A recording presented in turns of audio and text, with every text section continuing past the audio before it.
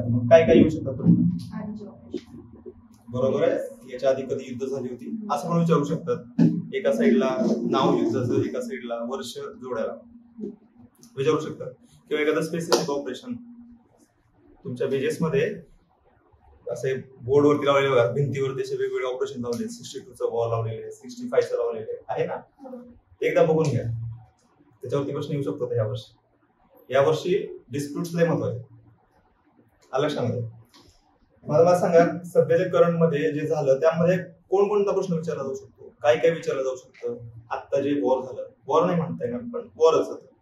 बरं मला सांगा, तुम्ही काय म्हणला ऑपरेशन, वॉर आणि ऑपरेशन मध्ये फरक काय? वॉर दोन कंट्री मध्ये होतं. बरोबर. आता काय झालं मग? आणि ऑपरेशन हे सिक्रेटली केलं जातं. बरं, आता काय झालं होतं? सिक्रेट झालं होतं का ओपन झालं होतं? सिक्रेटच म्हणते ना, कारण त्यांनी आधी प्लॅन केला आणि नंतर एक्झिक्यूट केलं. हो, पहिल्या दिवशी आपण अटॅक केला होता, कोणत्या तारखेला केला होता? बरोबर, 7-8 तारखेच्या मध्ये रात्री. बरोबर ना, ते आपण म्हणून ऑपरेशन. कारण सिक्रेट होतं, कुणालाच माहित नाही. बरोबर, कुणालाच माहित नाही. बरोबर. पण त्यानंतर जे झालं ते अटॅक केला ना आपण प्रॉपर.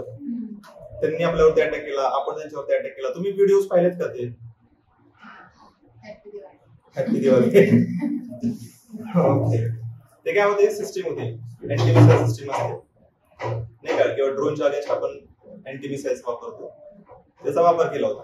ते तर ओपन झालं होतं. मग आपण याला वॉर का नाही म्हणत? दोन देशांमध्ये झालं होतं ना. आपण पाकिस्तानच्या एअरबेस वरती अटॅक केला होता. बरोबर केला होता ना. मग याला वॉर का नाही म्हणत? लक्षात घ्या, वॉर हे डिक्लेअर करावं लागतं की हे वॉर आहे. लक्षामध्ये दोन्ही बाजूंनी कुणीही डिक्लेअर नाही केलं की वॉर आहे. आपण काय केलं, ऑपरेशन सिंधूर, आणि तेच कंटिन्यू चालू असं सांगितलं. लक्षामध्ये वॉर डिक्लेअर केलं नाही. दुसरी गोष्ट, वॉर मध्ये आपण काय करतो, बाउंड्री क्रॉस करतो. कुठे बाउंड्री क्रॉस केली का आपण? नाही केली. म्हणजे तुमचं युद्ध जरी झालं, आता इथून पुढे बघा वॉर हे असेच होणार आहेत हा. कारण आता काय तुम्हाला फिजिकली जाण्याची गरज आहे का? नाही. तुम्ही इकडून मिसाईल टाकणार, ते तिकडून टाकणार. तुम्ही हमासचं जे झालं होतं 7 ऑक्टोबरला अटॅक झाला होता 2023 मध्ये, आपण जुन्या करंट अफेअर्स मध्ये घेतलेलं होतं. बरोबर नाही, हमासनं इस्रायलवरती अटॅक केला होता. आणि त्यानंतर जे युद्ध झालं त्यावेळेस इस्रायलची जी सिस्टीम होती, त्याला आयर्न डोम म्हणतात, त्याने काय केलं होतं, जे अटॅक केलं होतं मिसाईल्सना हमासनं, तो पूर्ण न्यूट्रलाइज केला होता एअरमध्ये. त्यांची अॅक्युरेसी 85 to 90% होती. आपण जो न्यूट्रलाइज केलाय 98% न्यूट्रलाइज केला. त्यांचं काही सुद्धा आपण इथे पडू दिले 98% आपण सक्सेसफुली. आता तुम्हाला काय माहित पाहिजे, एकतर अवेअरनेस म्हणून तुम्हाला या गोष्टी माहितच पाहिजे. याचा फायदा तुम्हाला कुठे होऊ शकतो? सपोज आता जर इंटरव्ह्यू आहे तर तुमचा इंटरव्ह्यू याच्यावरती झाला असता. लक्षामध्ये तुम्हाला अवेअरनेस किती आहे, काय झालेलं होतं, कोणती सिस्टीम वापरलेली आहे. जसं की आता आपण अँटी मिसाईल सिस्टीम वापरलेली आहे, ती कोणती वापरलेली आहे. मग S-400 काय आहे, आपण S-400 वापरले का? S-400 ऐकले का ना तुम्ही करंट मध्ये? आता S-400 ऐकलंय? S-400 आपण रशियाकडून एक सिस्टीम घेतली होती. 400 काय इंडिकेट करतं, तर त्याचा पल्ला 400 किलोमीटरचा पल्ला आहे. त्याच्या आधी आपल्याकडे S-300 होते, पण आपल्याला S-400 मिळत नव्हते. कारण ज्यांनी न्यूक्लिअर ग्रुपचे जे कंडिशन्स आहेत ते मीट केलेल्या नाहीयेत, त्यांना 300च्या पुढच्या कॅपॅसिटीचं विकता येत नाही. मग आपण ऍक्सेप्ट नाही केलं, आपण सिग्नेचर नाही केलं त्याच्यावर. लक्षामध्ये तर त्या केसमध्ये काय आपल्याला ते देत नव्हते, पण नंतर आपण अग्रीमेंट्स केले रशिया बरोबर आणि आपण 400 घेतले. त्यानंतर S-500 पण आहे. पण या युद्धामध्ये आपल्याला रशियन S-400 ची गरज पडली का? गरज पडली नाही, कारण आपण आपलं इंडिजिनियस जी आकाश सिस्टीम आहे त्याचा वापर केलेला आहे. मग तुम्हाला प्रश्न विचारला जातो आकाश सिस्टीम. हे सगळे प्रश्न आहेत ना तुम्हाला, तुम्ही गेले काही दिवस जर न्यूजपेपर वाचत असताना तर तुमचे MCQ इथून बनलेले. तुम्हाला आकाश काय आहे ते विचारलं जाऊ शकतं. प्रश्न अवघड नसणार आहे. तुम्हाला एवढं जरी माहित असलं की आकाश हे डिफेन्स सिस्टीम आहे, एअर डिफेन्स सिस्टीम, असा पण प्रश्न विचारला जातो की खालीलपैकी कोणती एअर डिफेन्स सिस्टीम आहे इंडियन मेड, आणि खाली एक आकाश असेल, दुसरं S-400 असेल, तिसरं थाड असेल. आता थाड ही युएसची आहे, लक्षामध्ये. इंडिजिन आणि चौथा असेल यापैकी कोणतेही. इंडियन मेड म्हणलं की आकाश आहे, S-400 म्हणजे रशियन मोड. किंवा तुम्हाला जोड्या लावायला विचारला जाऊ शकतात की एअर डिफेन्स सिस्टीम आणि इकडे कंट्री असेल, नाव असतील आणि कंट्रीचं नाव असतील, तुम्हाला जोड्या जोडायला. सो गेल्या काही दिवसामध्ये ज्या घटना झाल्या त्यातून तुम्हाला खूप प्रश्न MCQ मध्ये विचारले जाणार आहेत आणि 100% विचारले जाणार आहेत, कारण या 20 वर्षामधलं हे सर्वात मोठं एस्केलेशन होतं. एस्केलेशन म्हणजे डिरेक्टली म्हणजे 1999 ला जे कारगिल झालं, तर 2000 पासून 2000 आता 25 वर्षामध्ये म्हणूया सर्वात मोठं एस्केलेशन होतं आणि सर्वात जास्त नुकसान केलेलं आहे म्हणता येईल. मग यामध्ये फरक काय आहे? आता हे पुढचा इंटरव्ह्यूला तुम्हाला प्रश्न विचारले असते, आता काय आपण इंटरव्ह्यूला नाही आहे, ठीक आहे. आणि जे MPSCचा अभ्यास करणार आहेत, MPSC सगळ्या एक्झाम घेते, पण MPSC म्हणजे आपण राज्यसेवा म्हणूया, आणि दुसरे आहे ते कंबाईनचा जे अभ्यास करणार आहेत म्हणजेच PSI STI, आणि त्यामुळे तुम्हाला काही खूप डिटेल प्रश्न विचारलेले आहेत. फक्त तुम्हाला MCQ मात्र विचारले, इंटरव्ह्यूची काही तुम्ही तयारी करण्याची गरज नाही, कारण तुम्हाला ते विचारणार नाही. पण जे राज्यसेवेचे करतील त्यांना मात्र पूर्ण इंटरव्ह्यू यावेळी ज्यांचे असतील ते याच्यावरती. लक्षात. म्हणजे तुम्हाला काय आहे की अवेअरनेस खूप गरजेचं आहे. तुम्ही आता पुस्तकं वाचानंतर तुम्हाला हे प्रश्न सुटणार नाहीयेत, पण पुस्तकामध्ये अशा काही गोष्टी कव्हर करत नाहीत. म्हणजे आता महत्वाचा मुद्दा काय आहे, एक्झामचं स्वरूप काय, आपल्या अवतीभोवती काय चाललंय ते तुम्हाला माहिती असतं पाहिजेच. लक्षात. असो, आपण आता हे राज्यसेवेचं पाहूया पहिल्यांदा पॅटर्न काय आहे, आणि याच्याच अनुषंगाने आपण कंबाईनचा पॅटर्न पाहूया. तुम्हाला रिव्हिजन माहिती, तुम्हाला आठवतं का पॅटर्न सगळं? तर हे बघा, MPSC आणि कंबाईन ह्या सर्व एक्झाम जेवढ्या घ्या, भारतातल्या सर्व एक्झाम, परत मी पुन्हा पुन्हा हीच गोष्ट सांगतोय, तुम्हाला BGS मध्ये पण सांगितली होती, एकच सिलेबस आहे, तुम्ही सगळ्या एक्झाम देऊ शकता, सगळ्या एक्झाम देऊ शकता. फक्त तुम्हाला थोडा वेटेज थोडं कमी जास्त करायचं. लक्षामध्ये सिलेबस सेम आहे, सगळीकडे हिस्ट्री आहे, सगळीकडे पॉलिटी आहे, म्हणजेच पॉलिटीमध्ये स्पेशली काय कॉन्स्टिट्यूशन आहे, संविधान.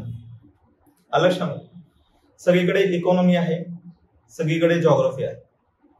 तर हे तुम्ही कोणत्या जरी एक्झामला गेला तुम्हाला हे टॉपिक असणारच आहे. तर याला आपण म्हणतो ब्रेड अँड बटर. कोणत्याही स्पर्धा परीक्षेचं हे, म्हणजे तुम्ही कोणतीही एक्झाम घ्या, बँकिंगची घ्या, सेंट्रल गव्हर्नमेंटच्या घ्या, स्टाफ सिलेक्शनच्या म्हणतो आपण त्या घ्या, UPSC वेगवेगळ्या एक्झाम कंडक्ट करते त्या घ्या, किंवा तुम्ही आता सपोज कोणी इथे कॉमर्स असेल आणि कॉमर्सचे कोणती तरी एखादी एक्झाम कंडक्ट केलेली सेंट्रल गव्हर्नमेंटने, असतं ना काही काही फक्त ऑडिटसाठीचे पोस्ट निघतात आणि त्यांच्यासाठी एक्झाम होतात, तिथे काय फक्त कॉमर्सचीच मुलं एक्झाम देऊ शकतात. त्यांना सुद्धा हाच पार्ट असतो 50-60%. म्हणजे तुम्हाला कॉमर्स फक्त 40% विचारणार आहे, 40 मार्क्स विचारणार आहेत, आणि 60 मार्क्स हे तुम्हाला हिस्ट्री, जॉग्राफी, पॉलिटी आणि हे विचार. म्हणजे ज्यांनी स्पर्धा परीक्षेचा अभ्यास केलाय त्यांना काय आहे ऍडव्हान्टेज आहे. जसं आज एक इंजिनिअरिंगची एक्झाम आहे, आज आपण आता बोलतोय यावेळेस आता ऍक्च्युली इंजिनिअरिंगची एक्झाम, म्हणजे जे महाराष्ट्र गव्हर्नमेंटमध्ये जे महानगरपालिकेमध्ये इंजिनियर्स असतात ना त्यांची आज एक्झाम आहे. ठीक आहे. आता या एक्झाम मध्ये इंजिनियर कोणते, इंजिनियर अभियंता कोणते, तर सिव्हिल इंजिनियर. तुमचे जे कन्स्ट्रक्शन वर्क हे आता इथे बघा रस्त्याने तर ते सगळं पाडलेले बघा, अतिक्रमण वगैरे केलेले ते सगळं पाडलेले ना, ते जे बघतात त्यांच्याच एक्झाम आहे. आता त्यासाठी कोण लागतं, सिव्हिल लागतो, सिव्हिल इंजिनियर त्याचं बॅकग्राऊंड पाहिजे, बरोबर. पण त्या एक्झामची पण जेव्हा एक्झाम दिला जातो तुम्ही, तर त्यामध्ये पण तुम्हाला हिस्ट्री, जॉग्राफी, पॉलिटी, इकॉनॉमी आहे. 60 मार्क त्याचे आहेत आणि 40 मार्क तुमच्या सब्जेक्टचे म्हणजेच सिव्हिल इंजिनिअरिंगचे विचारले.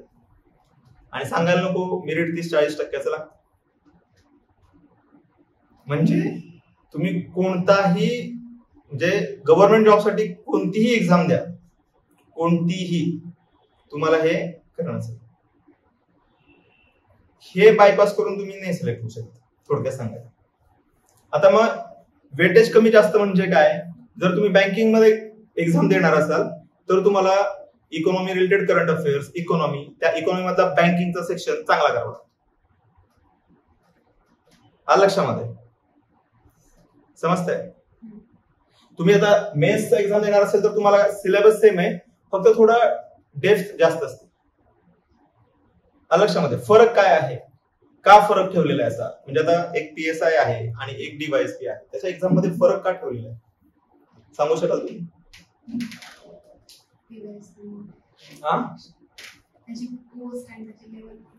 बरोबर आहे. मग एक्झाम मध्ये फरक का ठेवलाय? असं पण होऊ शकलं असतं ना, जास्त मार्क वाल्याला वरची एक्झाम, वरची पोस्ट, आणि कमी मार्क वाल्याला त्याची पोस्ट, असं होऊ शकलं असतं. सगळ्यांना एकच एक्झाम.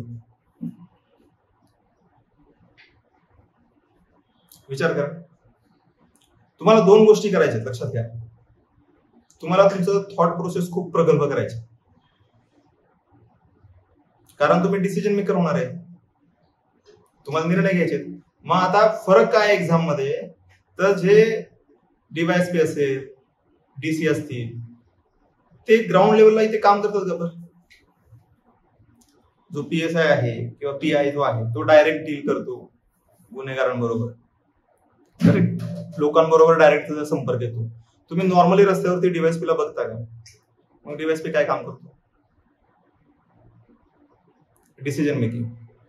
त्याला निर्णय घ्यायचे, त्याला सांगायचंय फक्त, आणि तो सांगणार खालच्यांना की हे करून द्या मला, आणि मग ते करणारे कोण आहेत? PSI आहे, PI आहे, ते त्याच्या ऑर्डर्स फॉलो करणार. आलं लक्षात? मग इम्पॉर्टंट कोण आहे? ऑर्डर फॉलो करणार का ऑर्डर देणारा? म्हणजे देणाऱ्याने जर चूक केली डिसिजन घेण्यामध्ये, तर नुकसान होऊ शकतं ना खूप. म्हणजे डिसिजन मेकिंग जो व्यक्ती करतो त्याचं जास्त परीक्षा घेतली जाते. त्याची अंडरस्टँडिंग काय आहे, त्याला काय समजते, ते जास्त पाहिलं जातं. आणि म्हणून आपल्याला बघायचं तुम्हाला इंटरव्ह्यू दिसतो. इंटरव्ह्यू मध्ये काय करतात? अनालिसिस. आता ते जे इंटरव्ह्यू घेणारे आहेत ते 60-65 वर्षाचे, त्यांचं आयुष्य पूर्ण सिव्हिल सर्व्हिसेस मध्ये गेलेले IS ऑफिसर असतात, नाही का? पुण्याचे आयुक्त तुमच्या समोर असतात ते इंटरव्ह्यू जे आता आहेत. ते काय, त्यांचं आयुष्य कशामध्ये गेले? सिव्हिल सर्व्हिसेस मध्ये गेले. त्यांनी आपलं जेवढं वय नाहीये तेवढा त्यांचा अनुभव आहे लक्षामध्ये. आणि मग ते पाहतात की या मुलाला कसा आहे मुलगा. खरं पाहायला गेलं तर अवघड आहे हे की तुम्ही 15 मिनिटांमध्ये जज करणं, पण त्यांच्या अनुभवावरती आपण विश्वास ठेवतोच. किंवा काहीतरी आपल्याला घ्यायचाच आहे मुलगा, तर काहीतरी तुम्ही एक चाळणी परीक्षा ठेवाल ना, तो मुलगा खरंच निर्णय घेऊ शकतो का, म्हणून इंटरव्ह्यू घेतला जातो. तसा इंटरव्ह्यू तुम्हाला PSI STI ला दिसत नाही. जरी PSI ला फिजिकल नंतर एक इंटरव्ह्यू होतो, पण तो नॉर्मल आहे. तुम्हाला फिजिकल मध्ये चांगले मार्क असले की इंटरव्ह्यू मध्ये चांगले मार्क मिळतात. ठीक आहे. सो या गोष्टी आहेत. त्यामुळे तुम्हाला जर राज्यसेवा आणि PSI ST मध्ये फरक का दिसतो, कारण इथे तुम्हाला डिसिजन मेकर व्हायचंय, कारण हेच उद्या प्रमोशन IPS होणार आहे लक्षामध्ये. आपले जे NSA अजित डोवाल आहेत, NSA माहिती आहे, national security adviser. Ajit Doval ऐकलंय का? ऐकलंय ना. ते कोण होते? IPS होते. म्हणजे तुम्ही विचार करा, NSA पण IPSच आहे, आणि तुमच्या पुण्याचा एक काम करणारा जो कमिशनर आहे तो पण कोण आहे? IPSच आहे. समजतंय? IFS ऑफिसर बघितला तुम्ही तर आपले जे परराष्ट्र मंत्री ते IFS ऑफिसर, तेच कुठल्या तरी एखाद्या देशामध्ये एक अँबॅसेडर म्हणून काम करणार पण IFS ऑफिसरच आहे लक्षामध्ये. जे प्रेस कॉन्फरन्स व्हायच्या आता गेल्या काही दिवसामध्ये बघा, प्रेस कॉन्फरन्स व्हायच्या, त्यामध्ये गव्हर्नमेंट, तुम्ही बघितलं का प्रेस कॉन्फरन्स गव्हर्नमेंट थ्रू, त्या सोफिया आणि ते दोन लेडी येऊन ते सिंग आणि योमिका राईट, ते येऊन प्रेस कॉन्फरन्स घेतो. त्यांच्यामध्ये एक माणूस होता, तो पण IFS ऑफिसर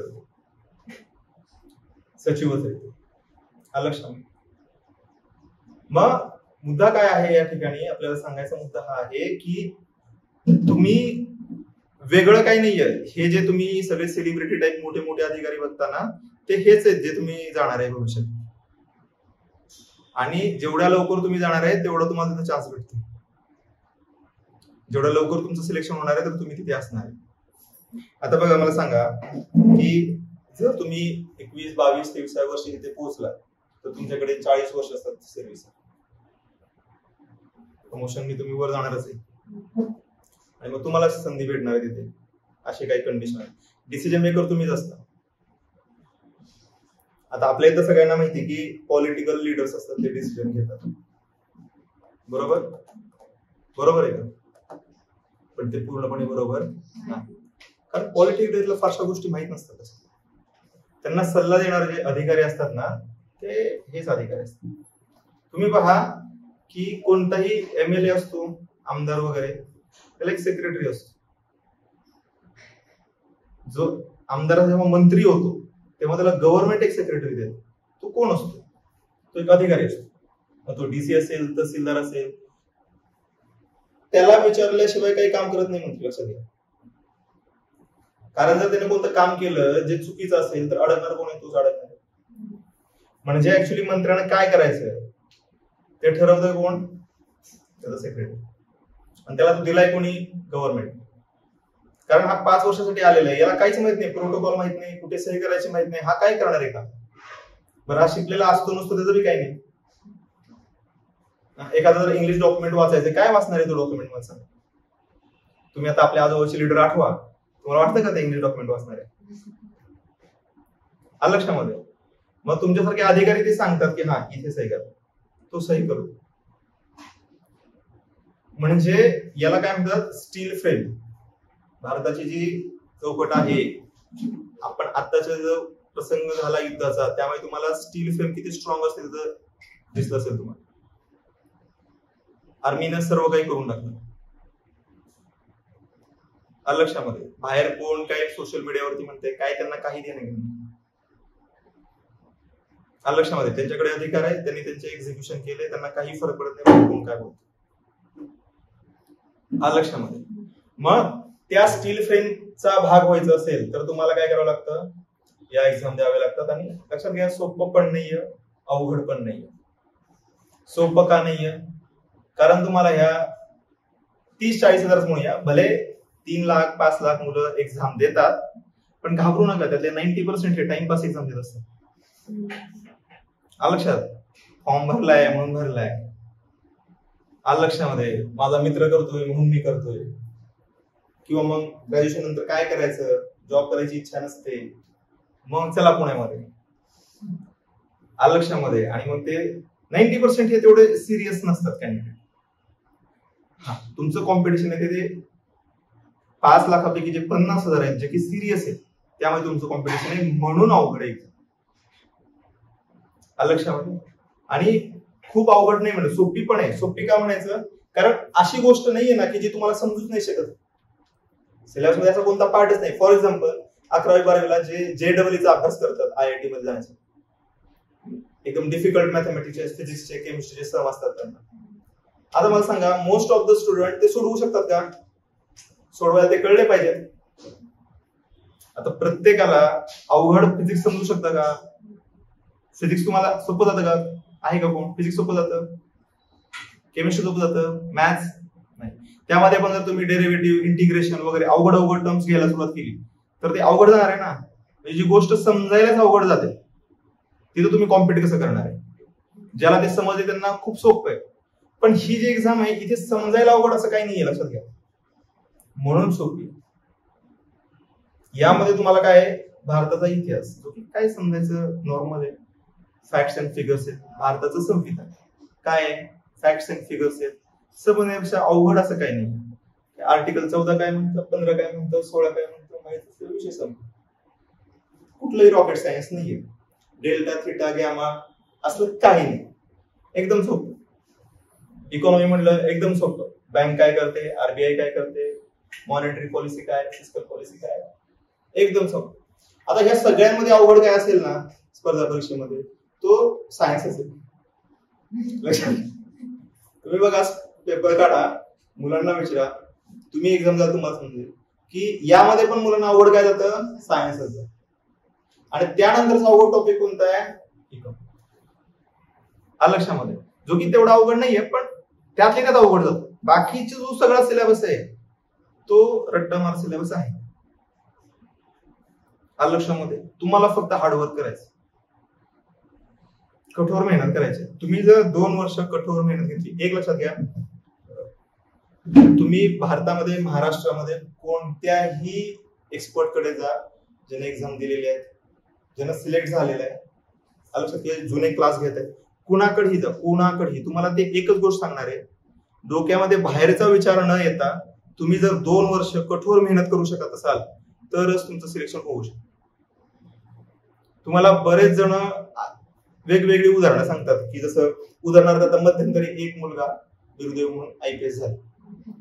तुम्ही ऐकलं असेल स्टोऱ्या वगैरे, तर त्यातल्या मोस्ट ऑफ द स्टोऱ्या खोट्या आहेत, कारण तो आमचा कॉमन फ्रेंड आहे, मित्राचा मित्र नाही का. मी त्याला विचारलं फोन करून, अरे काय, अरे नाही म्हणे, तू बरेच वर्ष अभ्यास करतोय, काही गरीब वगैरे नाही येतो. आता स्टोऱ्या वगैरे तुम्ही फोटो पाहिजे, ते रिप्रेझेंटेटिव्ह करतात, लोकांना काहीतरी सेन्सेशन पाहिजे ना. त्या मुलाने पण अभ्यास केला, लक्षात घ्या, 4 वर्ष झाला तो अभ्यास करतोय. पण लक्षात येते तुम्हाला, असं नाही की ऑल ऑफ सडन काहीतरी मॅजिक झाली आणि तो हार्डवर्कला पर्याय नाही. कोणी तर तुम्हाला म्हणेल की मी 10 तास ड्युटी करत होतो, नोकरी करत होतो आणि त्यातून वेळ मिळून मी अभ्यास केला आणि मग माझं सिलेक्शन झालं, खोटं बोलतो. लक्षामध्ये मग असं कोण होऊ शकतं, एखादा व्यक्ती पंचवार्षिक योजना घेऊन बसलाय किंवा 2 पंचवार्षिक योजना घेऊन बसलेला आहे आणि रोज 4 तास अभ्यास करतोय, असं तो गेले 10 वर्ष अभ्यास करतोय, होऊ शकतं. मी बोलतोय का तुम्हाला, तर टार्गेट ठेवा 2 वर्ष, 10 वर्ष पंचवार्षिक योजना करायच्याच नाहीत आपल्याला. 2 वर्षाचं टार्गेट ठेवायचं, कठोर मेहनत करायची, दुसरं डोक्यातच नाही आला पाहिजे तुमच्या. कोणत्याही फ्रेंडने सेलिब्रेशन, लग्न नाही का, कुठले कार्यक्रम, सण वार, उत्सव असलं काही करायचं 2 वर्ष करू नका. तुमचा जो बेस तयार होणार आहे ना, त्यानंतर तुम्हाला एवढा प्रॉब्लेम येणारच नाही. एकतर तोपर्यंत तुम्हाला काहीतरी मिळणारच आहे. लक्षामध्ये, जसं की तुम्ही जर क्लास 2 सपोज तुम्ही टॅक्स असिस्टंट झाला, देन यू हॅव टाइम, तुम्ही आता जॉब करत अभ्यास करू शकता, तुम्हाला करिअरचं टेन्शन नाहीये. मग तुम्ही ESI साठी किंवा STI साठी तयारी करू शकता, पुढं MPSC साठी तयारी करू शकता, तुमच्याकडे वेळ आहे, करिअरचं टेन्शन नाही. पण हे शुअर आहे की जर तुम्ही 2 वर्ष खूप चांगली मेहनत केली तर तुम्ही कदाचित पहिल्याच अटेम्प्ट मध्ये MPSC एखादी चांगली पोस्ट काढू शकाल. लक्षात, सिलेबस तर सेमच आहे ना, फारसा फरक नाहीये. त्यामुळे जर तुम्हाला खरंच यामध्ये करायचं आहे काहीतरी, तर 2 वर्ष बाजूला काढा. घरच्यांना सांगा की 2 वर्ष मला अभ्यास करायचा. प्रामाणिकपणे सांगतो सगळ्यांना, पार्ट टाइम मध्ये स्पर्धा परीक्षा होत नाही. कारण काय, जसं मी तुम्हाला म्हटलं, अवघडही नाहीये आणि सोपंही नाही. त्यात सोपंही नाही मधला हा प्रकार आहे, कारण इथे तुम्हाला कॉम्पिटिशन आहे, तुम्ही नाही करत आहे, बाकीचे 50,000 करतायत ना. लक्षात येते तुम्हाला, समजताय, बाकीचे कॉम्पिटिशन मध्ये आहेत, ते करतायत ना 12 तास अभ्यास, समजते ना. त्यामुळे तुम्हाला तो पर्याय नाहीये, तुम्हाला अभ्यास करायचाच आहे. लक्षामध्ये. आणि तुम्हाला आता सर्व मुली म्हणून सांगतो, तुम्हाला आत्ता संधी आहे, कारण अजून मुलींमध्ये तेवढा अवेअरनेस क्रिएट झालेला नाहीये. तुम्हाला आता ऍडव्हान्टेज आहे की तुम्ही काही, तुम्हाला एक 5-6 मार्क कमी असेल, असं नाही की तुम्हाला प्रिलिम्सचा खूप फरक पडणार आहे, 5-6 मार्काचा फरक पडेल, तिथे तुम्ही एंट्री करू शकता. आणि मेन्सला मात्र तुम्हाला खूप चांगला ऍडव्हान्टेज मिळू शकतो. कसा, मी तुम्हाला मागे पण मागच्यांना सांगितलं होतं की फायदा कसा होतो. एकतर मेन्स मध्ये तुम्हाला खूप कमी मार्क असले तरी पण इंटरव्ह्यूचं कॉल येतो. इंटरव्ह्यू मध्ये फायदा काय होतो, एकतर कमी वय आहे ते म्हणतात, लक्षात घ्या, हे नाही की कमी वय आहे त्याच्या मागे कारण आहे त्यांचं म्हणणं काय असतं की याला आम्ही घडवू शकतो पाहिजे तसं. कमी वयाच्या मुलाला पाहिजे तसं घडवलं जाऊ शकतं, त्याला ट्रेन करता येऊ शकतं, तो एक चांगला ऍसेट होऊ शकतो खूप लांब, खूप जास्त काळाचा.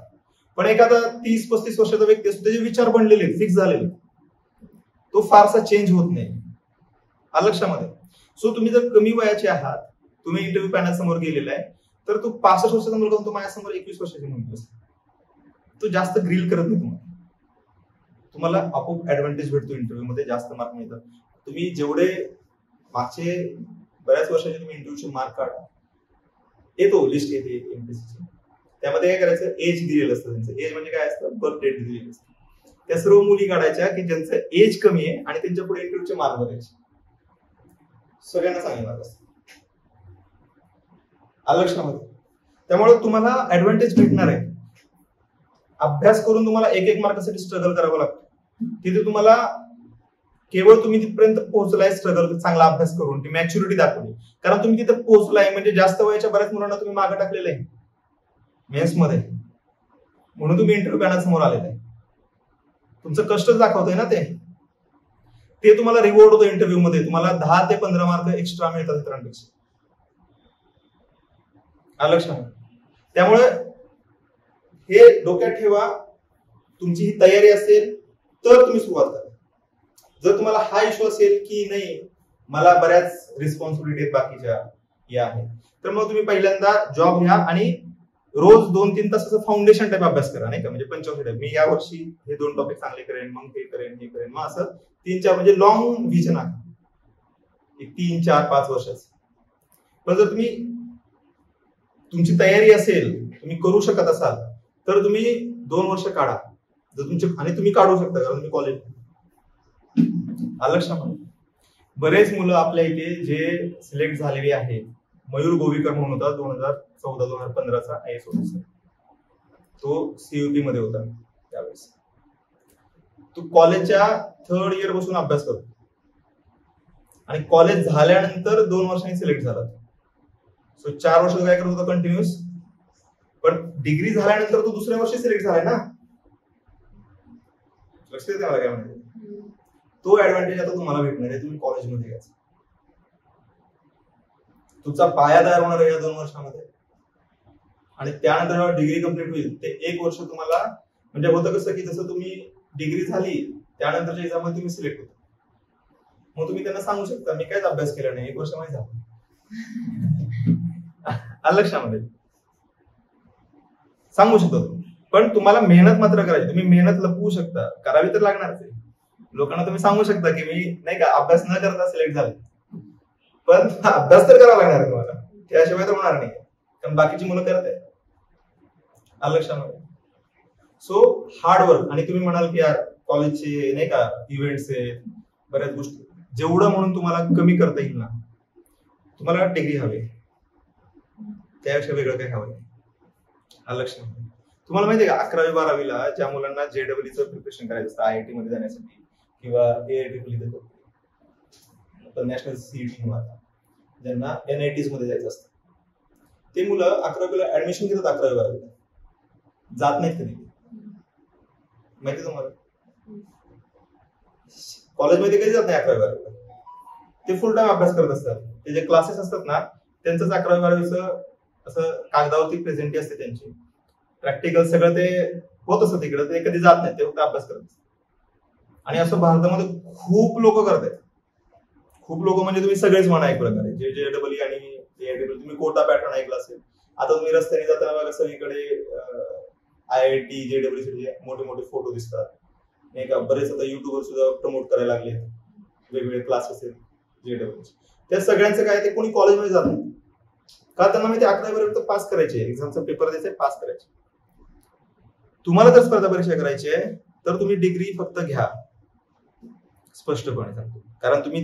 कारण काय आहे, तुम्ही डिग्रीमध्ये तसे पण तुम्हाला 60% पाडणं अवघड नसतं, कारण तुमचा डिग्रीचा जो सिलेबस आहे त्याच्यापेक्षा जास्त सिलेबस आहे. तुम्ही हिस्ट्री खूप चांगल्या प्रकारे करणार आहे. लक्षामध्ये. जिओग्राफी तुमचे जे विषय आहेत ते इथे असतील. जर तुम्ही आर्ट्सचे असाल तर तुम्हाला पॅरलच आहे. लक्षामध्ये. डिग्री तुम्हाला फक्त करायची. जेवढे मिनिमम क्रायटेरिया आहे कम्प्लीट करावा लागतो, प्रेझेंटीचा आहे ते तुम्ही ठरवून करा, प्लॅन करा. लक्षामध्ये. तुम्ही पण प्लॅन करा की हा क्रायटेरिया मी या दिवशी हे करणार, सर्व प्लॅन करून करा. लक्षात. आणि मॅक्सिमम वेळ अभ्यासाला काढा, मॅक्सिमम वेळ. लक्षामध्ये. कारण काय, तुम्ही आता जर ही मेहनत केली एक्स्ट्राची तर ज्यावेळेस तुम्ही बाहेर पडाल ना, ग्रॅज्युएशन कम्प्लीट होईल ना, त्यावेळेस तुम्ही इतर मुलांच्या खूप पुढे असणार. कदाचित ते तुमचं शेवटचं वर्ष अभ्यासाचं असेल, तुम्हाला त्याच वेळेस काहीतरी मिळून देईल. लक्षामध्ये. हे बघा सगळी मुलं अभ्यास करतायत, तुम्ही पण अभ्यास करताय. यात जो सिलेक्ट होतो आणि जो सिलेक्ट होत नाही याच्यामध्ये फरक काय आहे? प्लॅनिंगचा फरक आहे. प्रॉपर गायडन्सचा फरक आहे. बरीच मुलं अभ्यास करतात. आता तुम्ही एक नाव ऐकलं असेल, बऱ्याच वर्षापूर्वी एक व्यक्ती IRS ऑफिसर झाले, भरत आंधळे म्हणून नाव होतं, ऐकलंय का? भरत आंधळे म्हणून एक व्यक्ती होता, तो IRS ऑफिसर झाला शेवटचा अटेम्प्टल्या वयाच्या 35व्या वर्षी काही, ठीक आहे. आणि तो वयाच्या 19व्या वर्षापासून अभ्यास करतो, 19-20व्या वर्षापासून. आता तो सिलेक्ट झाल्यावरती बरेचसे ते क्लासेस वाले आले, आम्ही ते प्रमोट करत नाही. फॅक्ट, जरी आम्ही क्लासेस म्हणतो फालतूमध्ये वय वाया घालवू नका. तुम्हाला हे मी कधीच नाही म्हणणार आहे की 35 वर्षापर्यंत काही न करता अभ्यास करत बस, असल्या गोष्टी करू नका. लक्षात येते तुम्हाला? मग त्या व्यक्तीने काय की त्या व्यक्तीनं त्याच्या जीवनावरती ब्लंडर केला होता, रिस्क घेतली होती, शेवटचा अटेम्प्ट, त्यानंतर तो काही करू शकला नसता लक्षामध्ये, आणि त्या अटेम्प्टला तो IRS झाला, ठीक आहे. त्यानंतर IRS नसता झाला तो, तर त्याने काय केलं, परत MPSC एक्झाम दिल्या असत्या. पूर्वीच्या काळात त्याला काही MPSCच्या जागा मिळाल्या पण होत्या, असं तो म्हणतोय, माहिती नाही आपल्याला. आणि जरी त्यांनी त्या घेतल्या नाही, IRS तो झाला नसता, तर त्याला परत काय करायला, परत ह्याच एक्झाम द्यावं लागलं असतं. मग वयाच्या 21 वर्षापासून ते वयाच्या 35 वर्षापर्यंत जे कष्ट केले ते काय झाले? माणसाचं आयुष्य किती असतं? What is life? लाईफ म्हणजे काय? टाइम. म्हणजे लाईफ काय आहे? टाइम आहे ना. तो तुम्ही किती वाया घालवायचं ठरवा. तुम्ही तर स्पर्धा विषय मी तुम्हाला नाही म्हणणार आहे. बरेच जण म्हणतात की नाही का, जाऊ दे पंचवार्षिक योजना, त्यानंतर पुढची पंचवार्षिक योजना, चला थोडक्यात राहिलं वगैरे. नाही, असल्या गोष्टी करू नका. ही एक्झाम खरंच तुम्ही 2 वर्ष खूप मेहनत केली ना, त्यानंतर तुम्हाला फक्त रिव्हिजनचा पाठ राहतो. म्हणजे तुम्ही 2 वर्ष खूप मेहनत केली, त्यानंतर तुम्ही तुमचा करिअरचा ऑप्शन निवडू शकता. जर नाही झालं तर तरी पण तुम्ही अभ्यास करत सिलेक्ट होऊ शकता, कारण तुम्हाला फक्त रिव्हिजन करायची राहिली, तुम्हाला फक्त ब्रशअप करायचं.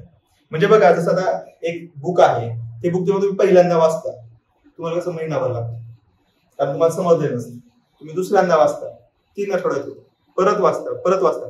सपोज तुम्ही ते पुस्तक एक 15-20 वेळा वाचलेलं असेल, आता तुम्ही वाचायला घेतलं, तुम्ही 1 दिवसामध्ये सगळं बघत जाता, कारण सगळं म्हणतो.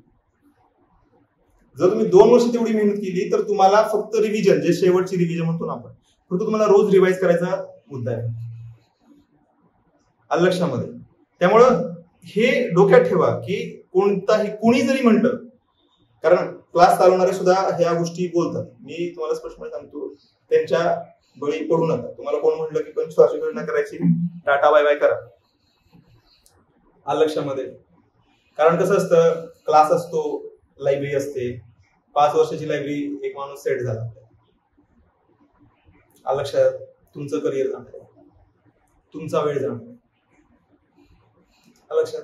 त्यामुळे जे करायचंय, जर तुमचं टाइम म्हणजे तुमचं लाईफ असेल, तर तो तुम्ही अतिशय प्रामाणिकपणे वापरला पाहिजे, बरोबर आहे. तो टाइम तुम्हाला जे करायचंय त्यासाठी तुम्हाला वापरायचा. आणि हा करिअर हा त्यातला एक पडाव आहे, एक पार्ट आहे. तुम्ही जेव्हा आमच्याकडे येत्या, आम्ही तुम्हाला हेच सांगणार आहे की तुम्हाला काय करायचंय, किती वेळात करायचं. तुम्हाला सर्व काही सोडून अभ्यास करायचा आहे, म्हणजे ताण भूक वगैरे सगळं सोडून द्यायचंय आणि फक्त अभ्यास करायचा. 2 वर्ष फक्त अभ्यास करायचा. चांगले ना, 10 वर्ष रोज थोडं थोडं थोडं करण्यापेक्षा एकदाच झोकून द्या स्वतःला सगळं, नाही का? समजते ना? सो या प्रकारे तुम्ही तसं होणार असेल तर मी तुम्हाला 100% सांगतो, तुमची डिग्री कंप्लीट असेल, तुम्हाला जॉब असेल. सरकारी जॉब समोर तुम्हाला आता युद्ध जास्त कळलं असेल. सपोज खूप मोठं वॉर झालं, बरेच प्रॉब्लेम. आता हे तर काही मोठं झालं नाही, पण प्रायव्हेट मध्ये बरेच अडचणी असतात. सेफ्टी ऑफ जॉब नसते प्रायव्हेट. IT मध्ये तुम्हाला माहिती असेल, एखादी कंपनी सांगते 200 लोकांना घरी बसेल, होतात ना, अशा न्यूज येतात ना. TCSनी 2000 लोकांना नारळ दिला, नाही का, बोलवतात एका दिवशी. तो मेल पण येतो, बोलवत पण नाही, मेल येतो, लॅपटॉप सबमिट करा, नाही का, 2 महिन्याची सेटलमेंट केली जाते, टाटा बाय. होतं ना असं. प्रायव्हेट मध्ये सिक्युरिटी नाही, गव्हर्नमेंट मध्ये सिक्युरिटी आहे. लक्षात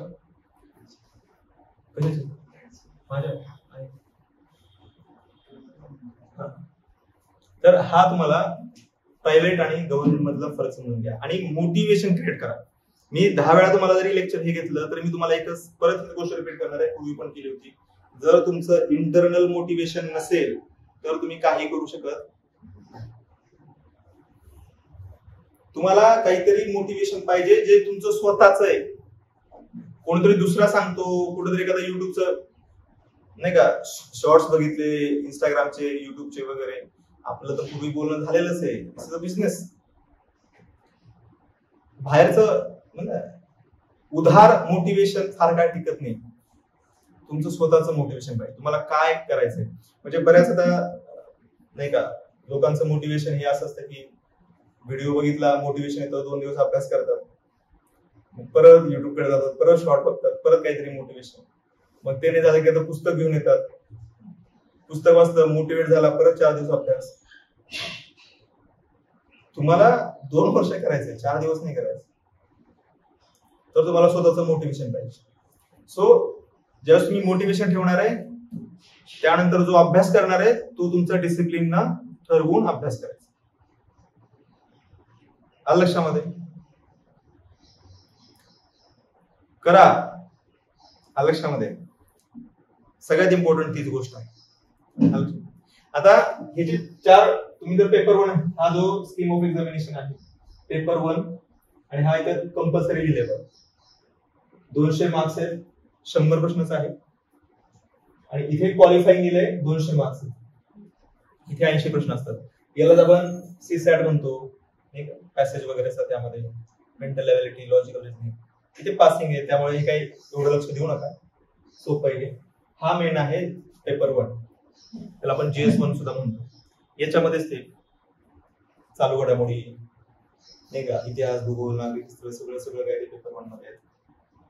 आता हा सगळीकडे टॉपिक आहे. स्टँडर्ड डिग्री लिहिलंय, लक्ष देऊ नका, डिग्रीचं स्टँडर्ड नसतं. तुम्ही युपीएससीला जरी एक्झामला गेला ना तरी मुलं एनसीईआरटी वापरतात 12वी पर्यंत. आता जो राज्यसेवेचा पेपर झाला तुम्हाला मी 12वीच्या जॉग्राफी एनसीईआरटी आहे तसे पुस्तक प्रश्न होते, आहे तसे वर्ड टू वर्ड. राज्यसेवेला पण जो प्रश्न विचारला होता ह्युमन डेव्हलपमेंट वरचा, तो 12वी एनसीईआरटी मधला वर्ड टू वर्ड प्रश्न विचारलेला होता, लाईन आहे तशी वापरलेली होती. आले लक्षामध्ये? सो स्टँडर्ड म्हणजे काय, किती डिफिकल्टी लेवल पर्यंत आम्ही प्रश्न विचारू शकतो, तर स्टँडर्ड आहे डिग्री. जे की नाहीये ठीक आहे. लँग्वेज काय आहे? मराठी, इंग्लिश. म्हणजे काय, जर युपीएससीचा तुम्ही पेपर बघितला तर इंग्लिश मध्ये प्रश्न असतो आणि खाली हिंदी मध्ये असतो. आपल्याला कसं असतं, इंग्लिश मध्ये असतो आणि मराठी मध्ये असतो. ठीक आहे. आणि नेचर ऑफ पेपर काय आहे, म्हणजे एमसीक्यू. इथे बघा किमान 33% क्वालिफाईंग साठी. आणि आता जे निगेटिव्ह मार्किंग आहे, पूर्वी जे निगेटिव्ह मार्किंग होतं ते 1/3 होतं. म्हणजे 3 प्रश्न तुमचे चुकले तर एका बरोबर प्रश्नाचे मार्क जाणार. आता ते किती झाले, 1/4 झाले.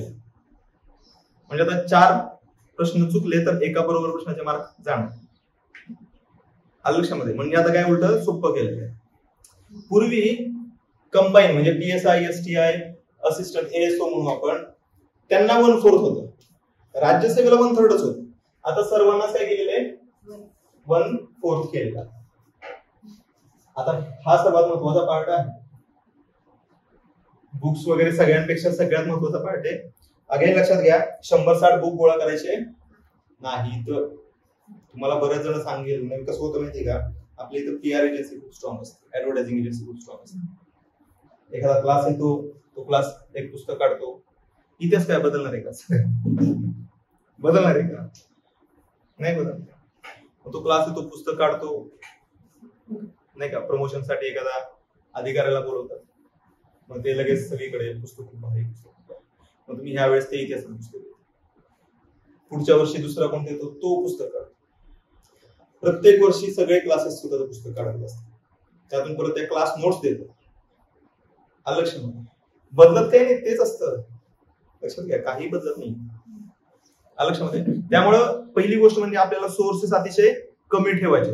एक पुस्तक वारंवार वाचायचं. लक्षामध्ये 100-60 सोर्सेस घ्यायचेच नाही. आणि तुमच्यासाठी महत्वाचं काय आहे, हे जे पेज दाखवतो हे महत्वाचं आहे आपल्यासाठी. आणि दुसरं आहे प्रिव्हियस इयर क्वेश्चन्स, PYQ. तुम्ही तुमच्या डिग्रीमध्ये PYQ करत असाल ना, जुने क्वेश्चन करताल ना, ते तिथे जेवढे इम्पॉर्टंट आहेत तेवढेच इथे पण इम्पॉर्टंट.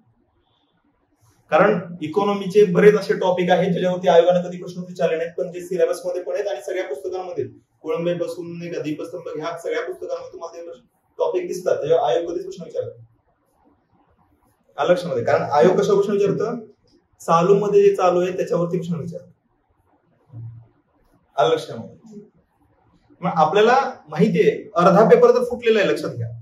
जसं आता तुम्हाला म्हणलं एक युद्ध झालंय, सगळ्यांना माहिती आहे आता ऍक्च्युअली करंट अफेअर मध्ये काय काय विचारलं.